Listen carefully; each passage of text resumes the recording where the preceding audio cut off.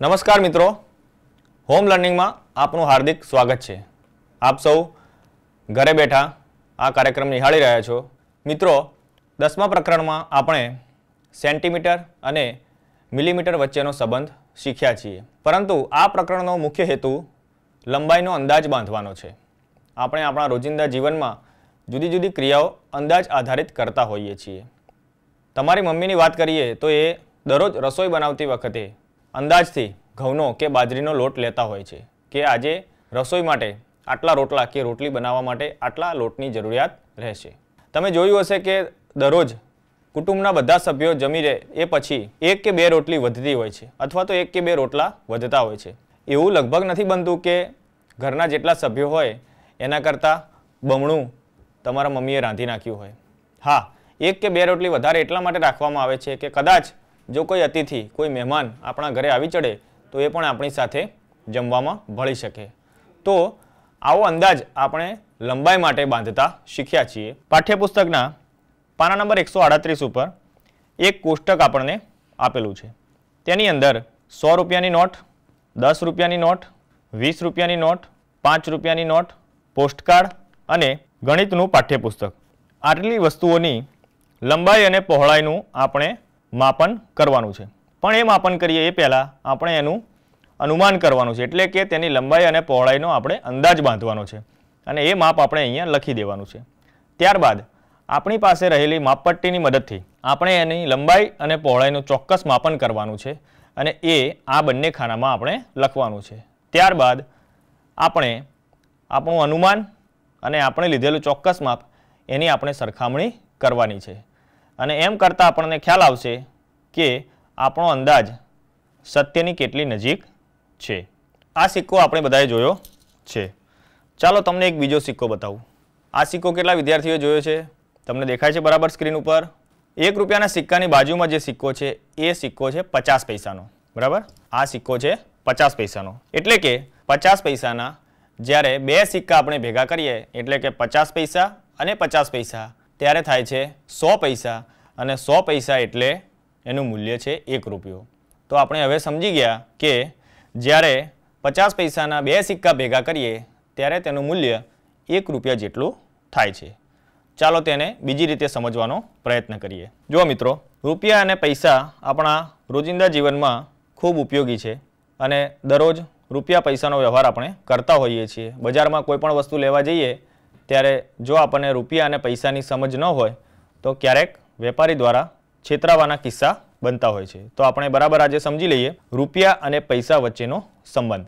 આપણે હમણાં જ વાત કરી કે 50 પૈસાનો એક સિક્કો અને 50 પૈસાનો બીજો સિક્કો, આવા 2 સિક્કા જ્યારે આપણે ભેગા કરીએ એટલે કે એનો સરવાળો કરીએ તો થશે કુલ 100 પૈસા। 100 પૈસા એટલે 1 રૂપિયો।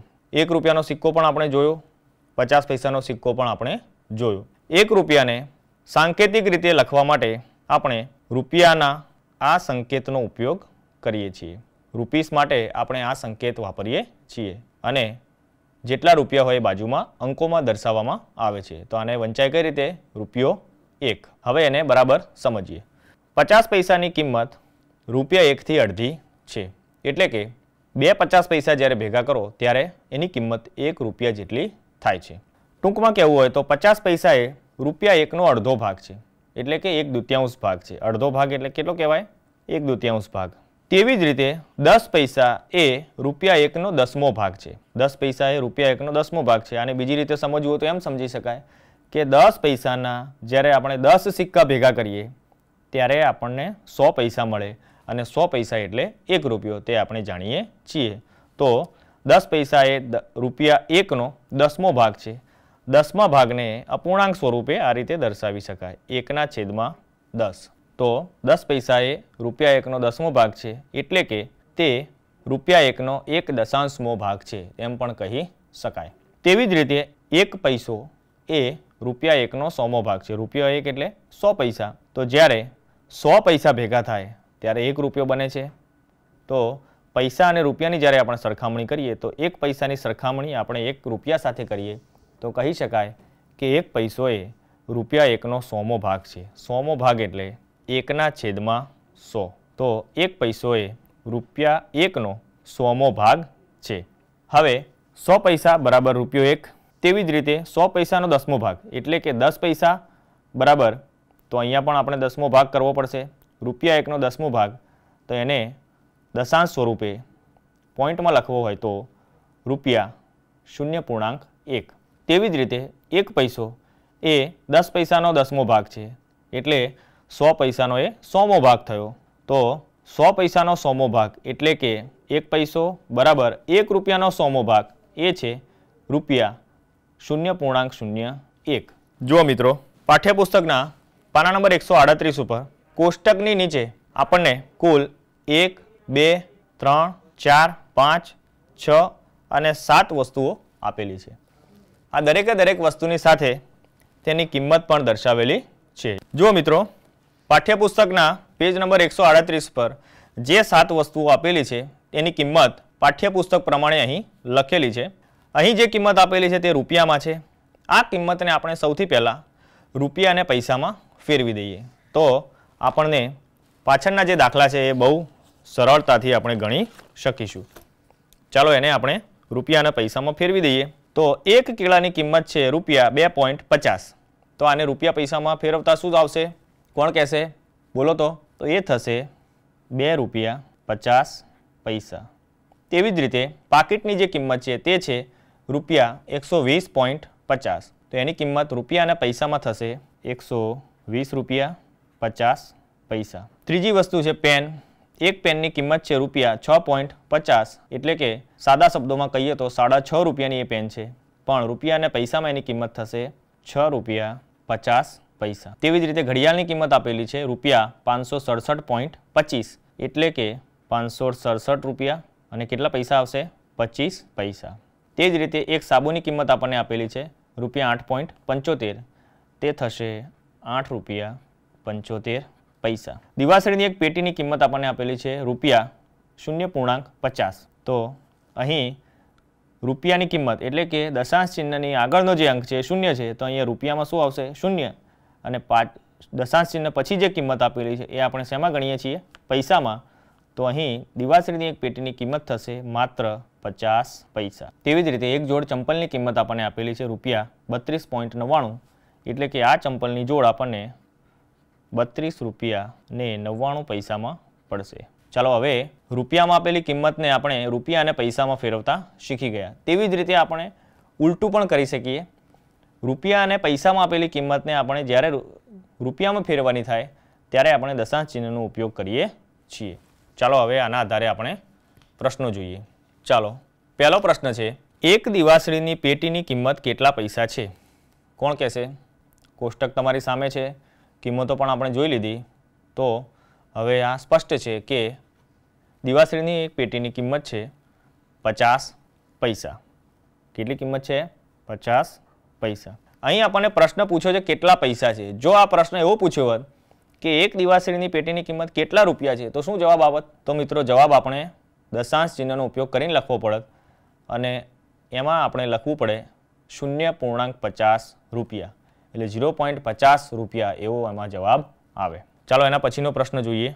બીજો પ્રશ્ન છે, ₹2.50માં કેટલી દિવાસળીની પેટીઓ ખરીદી શકાય?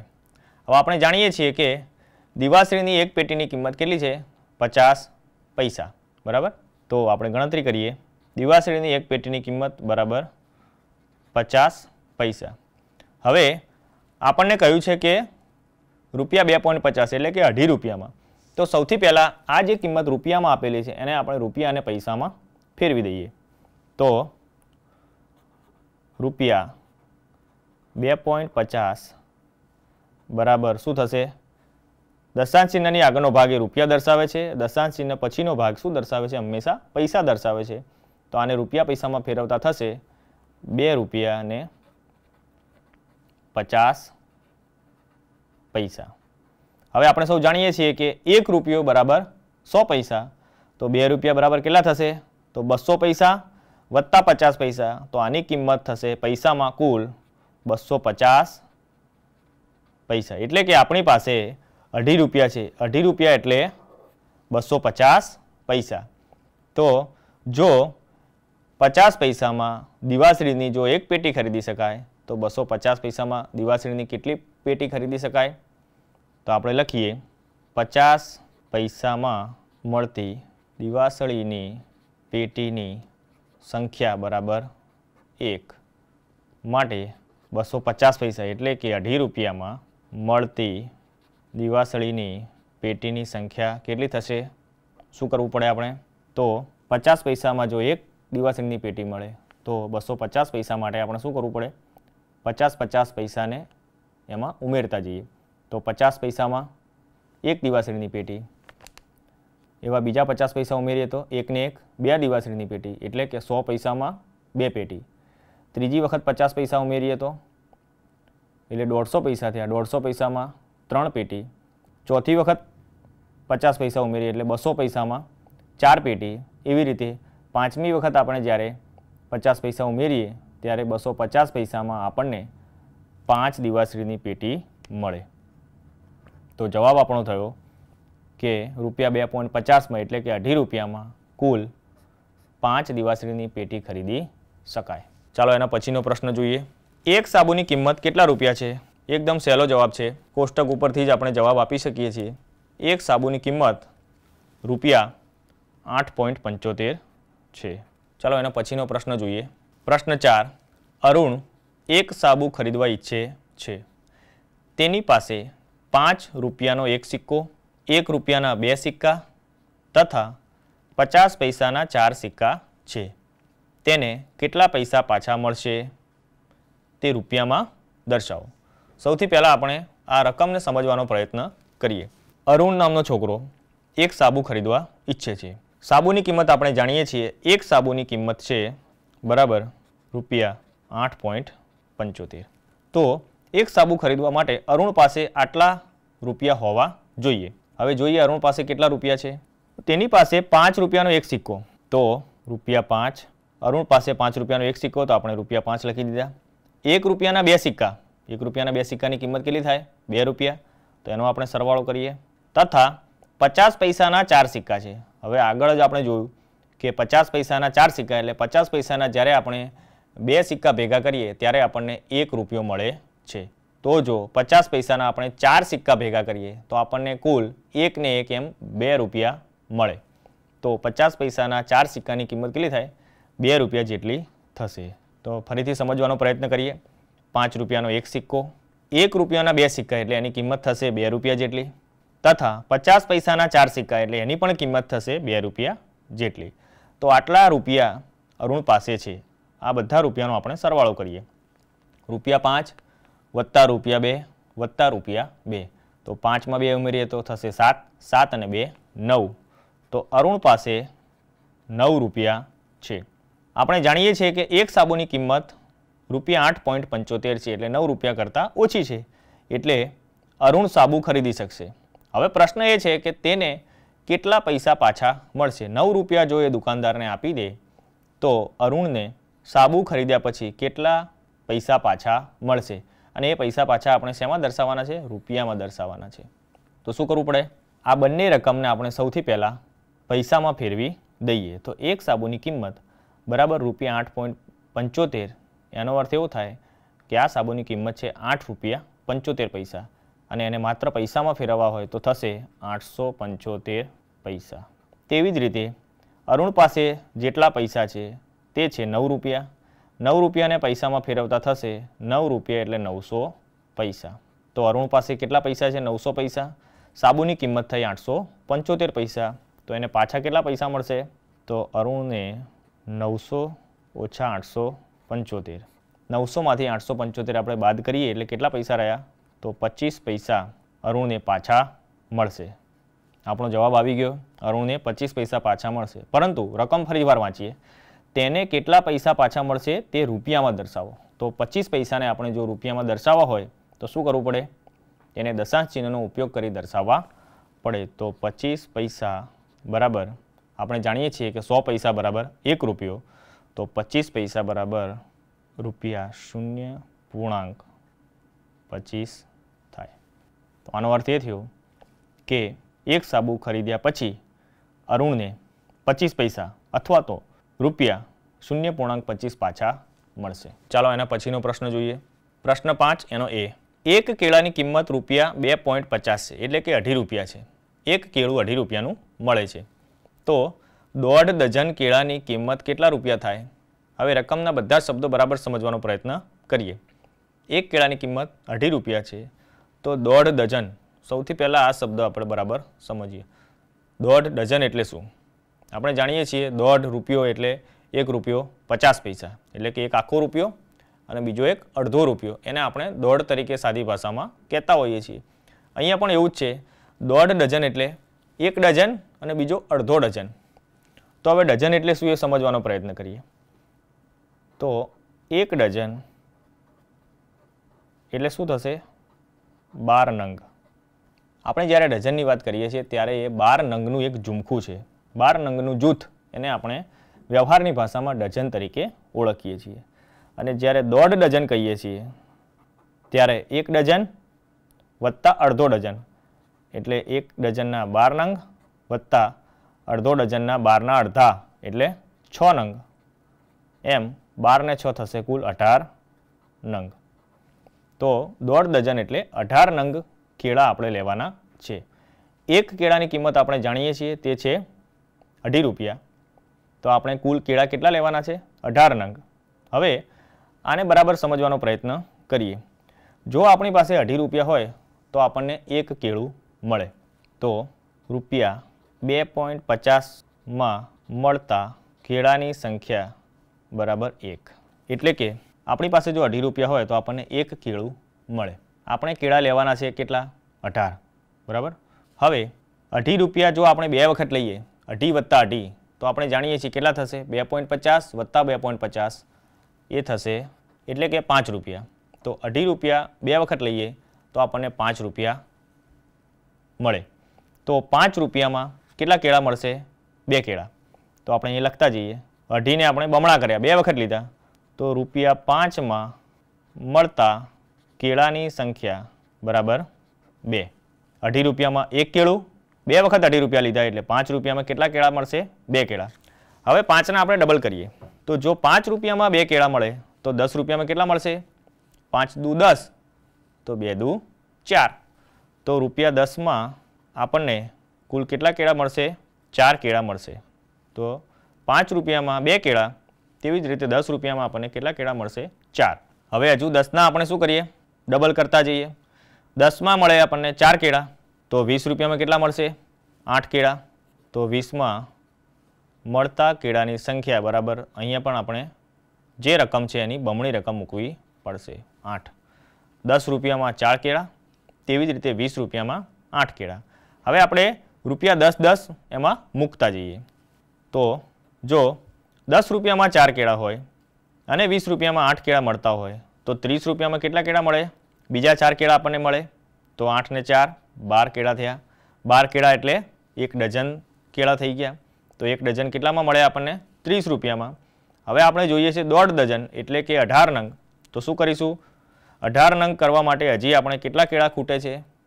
12માં હજી આપણે 6 કેળા ઉમેરવાના છે, એટલે કે 6 કેળાની કિંમત હજી આપણે આની અંદર ઉમેરવાની છે. ચાલો હજી બીજા 10 રૂપિયા ઉમેરીએ. તો 40 રૂપિયામાં કેટલા કેળા મળશે? 10 રૂપિયામાં 4 કેળા, 30 રૂપિયામાં 12 કેળા.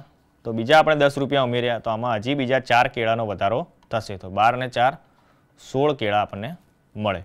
હવે માત્ર 2 જ કેળા આપણે વધારે જોઈએ છે અને આપણે 18 નંગ સુધી પહોંચી જઈશું. તો 2 કેળા માટે આપણે જાણીએ છીએ કે આપણે 5 રૂપિયા ઉમેરવા પડે. તો 40 રૂપિયામાં 16 કેળા અને 40માં 5 ઉમેરતા એટલે કે 45 રૂપિયામાં આપણને 16 વત્તા 2 એટલે કે 18 નંગ કેળા મળે. તો આપણો પ્રશ્ન અહીંયા પૂરો થાય છે કે 1.5 ડઝન એટલે કે 18 નંગ કેળાની કિંમત ₹45 થાય. તો 45 રૂપિયા જો આપણે આપીએ દુકાનદારને તો આપણને 1.5 ડઝન એટલે કે 18 નંગ કેળા એ આપી દે. ચાલો એનો પછીનો પ્રશ્ન જોઈએ. કાનનને તેની મમ્મીએ ₹60 આપ્યા અને 1.5 ડઝન કેળા, હવે ખ્યાલ આવી ગયો, 1.5 ડઝન એટલે 18 નંગ કેળા લાવવા કહ્યું છે. જે પૈસા વધે તેમાંથી કાનનને પેન ખરીદવાની છે. કાનન પાસે કુલ કેટલા રૂપિયા છે? 60 રૂપિયા. કેટલા કેળા ખરીદવાના છે? 1.5 ડઝન. અને 1.5 ડઝન કેળા ખરીદ્યા પછી જે રકમ વધે એમાંથી એણે પેન ખરીદવાની છે. તો પ્રશ્ન એ છે કે કાનન કેટલી પેન ખરીદી શકે અને પેન ખરીદ્યા પછી પણ તેની પાસે કેટલા રૂપિયા વધશે. તો આપણે જાણીએ છીએ કે કાનન પાસે રહેલી રકમ બરાબર 60 રૂપિયા. હવે 1.5 ડઝન કેળાની કિંમત પણ આપણને ખબર છે, આપણે અગાઉ ગણતરી કરેલી છે, ફરીથી જોઈ લઈએ. 1.5 ડઝન એટલે કે 18 નંગ કેળાની કિંમત છે 45 રૂપિયા. તો એ આપણે લખી દઈએ. તો 1.5 ડઝન કેળાની કિંમત બરાબર રૂપિયા 45. બરાબર. હવે કાનન પાસે કુલ 60 રૂપિયા હતા, તેમાંથી તેને 1.5 ડઝન કેળા ખરીદી લીધા. તો આપણે આ બંને રકમની બાદબાકી કરીએ તો આપણને મળશે 15 રૂપિયા. તો 15 રૂપિયા કાનન પાસે બાકી રહ્યા. હવે એણે આ રૂપિયામાંથી પેન ખરીદવાની છે. બરાબર. તો એક પેનની કિંમત આપણે જાણી લઈએ. પહેલાં એક પેનની કિંમત આપણને ખબર છે કેટલી છે. એક પેનની કિંમત છે 6.5 રૂપિયા. એક પેનની કિંમત બરાબર રૂપિયા 6.50. હવે જો કાનન 2 પેન ખરીદે તો 6.50 વત્તા 6.50, તો એનો આપણે સરવાળો કરવો પડે. તો 2 પેનની કિંમત થશે રૂપિયા 6.50 વત્તા રૂપિયા 6.50. તો આનો સરવાળો થશે 6 ને 6 12 રૂપિયા, 50 વત્તા 50 100 પૈસા, એટલે 12 રૂપિયા વત્તા 100 પૈસા એટલે 100 પૈસા એટલે 1 રૂપિયો. તો 12માં 1 રૂપિયો ઉમેરી દેવો પડે, તે થશે 13 રૂપિયા. હવે જો 2 પેન ખરીદે તો 13 રૂપિયા કિંમત એણે ચૂકવવી પડે. એની પાસે વધ્યા છે 15 રૂપિયા. તો કાનન 2 પેન ખરીદી શકે અને તેની પાસે કેટલા રૂપિયા વધે? તો 15માંથી આપણે 13 બાદ કરવા પડે. 15 ઓછા 13 કરતાં આપણને 2 રૂપિયા મળે, જે વધેલી રકમ છે. તો કાનન પાસે કુલ 2 રૂપિયા વધે. બરાબર, સમજી ગયા? કાનન પાસે કુલ 60 રૂપિયા હતા, તેમાંથી તેણે 1.5 ડઝન કેળા ખરીદ્યા. 1.5 ડઝન કેળાની કિંમત થાય 45 રૂપિયા, એટલે આપણે 60માંથી 45 રૂપિયા બાદ કર્યા, એટલે આપણને મળ્યા કુલ 15 રૂપિયા. હવે એને જે રકમ એની પાસે છે 15 રૂપિયા, એમાંથી એણે પેન ખરીદવાની છે. વધુમાં વધુ કેટલી પેન ખરીદી શકે? તેના માટે આપણે પેનની કિંમત જોઈ લઈએ. એક પેનની કિંમત 6.5 રૂપિયા છે, તો 2 પેનની કિંમત થશે 13 રૂપિયા. હવે 15 રૂપિયામાંથી 13 રૂપિયા એણે આપી દીધા દુકાનદારને, તો એની પાસે રહ્યા માત્ર 2 રૂપિયા. સમજી ગયા મિત્રો? ચાલો એનો પછીનો પ્રશ્ન જોઈએ. ચાલો, પ્રશ્ન છે, શું રૂપિયા 13માં 2 પેન ખરીદી શકાય? હવે આપણે જાણીએ છીએ કે એક પેનની કિંમત બરાબર 6.5 રૂપિયા છે, એટલે કે રૂપિયા 6.50. તો 2 પેનની કિંમત કેટલી થશે મિત્રો? આના અગાઉ પણ આ જ પ્રકારનો દાખલો હતો. 6.5 રૂપિયા 2 વખત આપણે ગણવા પડે. 6.5 વત્તા 6.5 કેટલા થશે? તે થશે 13 રૂપિયા. તો પ્રશ્ન જે છે, શું રૂપિયા 13માં 2 પેન ખરીદી શકાય? તો હા, રૂપિયા 13માં 2 પેન ખરીદી શકાય. 2 પેનની કિંમત થાય છે બરાબર રૂપિયા 13. ચાલો મિત્રો, હવે આપણે મહાવરો જોઈએ. પાના નંબર 140 ઉપર આપણે મહાવરો જોઈએ. એમાં સૂચના લખી છે, બરાબર વાંચીએ. દરેક પીળા ખાનાને એક લીલા તથા એક ગુલાબી ખાના સાથે જોડો. અહીં એક ઉદાહરણ આપણને આપેલું છે. 1/2 રૂપિયા, એનો અર્થ શું થાય? 50 પૈસા. અને એને રૂપિયામાં લખવું હોય તો લખી શકાય રૂપિયા 0.50. અહીં આપણને 3 સ્તંભ આપેલા છે. એક સ્તંભમાં પીળો રંગ કરેલો છે, બીજા સ્તંભમાં લીલો રંગ કરેલો છે અને ત્રીજા સ્તંભમાં ગુલાબી રંગ કરેલો છે. આ એક ખાનામાં રહેલી કિંમતને આપણે લીલા રંગના સ્તંભમાંથી એક કિંમત અને ગુલાબી રંગના સ્તંભમાંથી એક કિંમત સાથે જોડવાની છે, અને એક ઉદાહરણ આપણને કરીને અહીં આપેલું છે. ચાલો બીજું ઉદાહરણ હવે આપણે જાતે કરીએ. 1.0 રૂપિયા એટલે કે 1 રૂપિયાનો 10મો ભાગ કેટલા થશે? ચાલો કોણ કહેશે? આમાંથી જવાબ વિચારો. તો આપણે જાણીએ છીએ કે 1 રૂપિયો બરાબર 100 પૈસા. તો 1 રૂપિયાનો 10મો ભાગ એટલે 100 પૈસાનો 10મો ભાગ કેટલો થાય? તો એ થશે 10 પૈસા. તો આને આપણે 10 પૈસા સાથે જોડી શકીએ.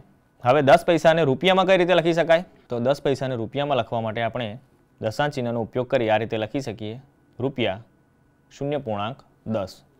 તો આને આની સાથે જોડી દઈએ તો આ જોડકું જોડાઈ ગયું. 1.0 રૂપિયા બરાબર 10 પૈસા અને એના બરાબર થશે રૂપિયા 0.10. ચાલો ત્રીજી રકમ છે 5/100 રૂપિયા.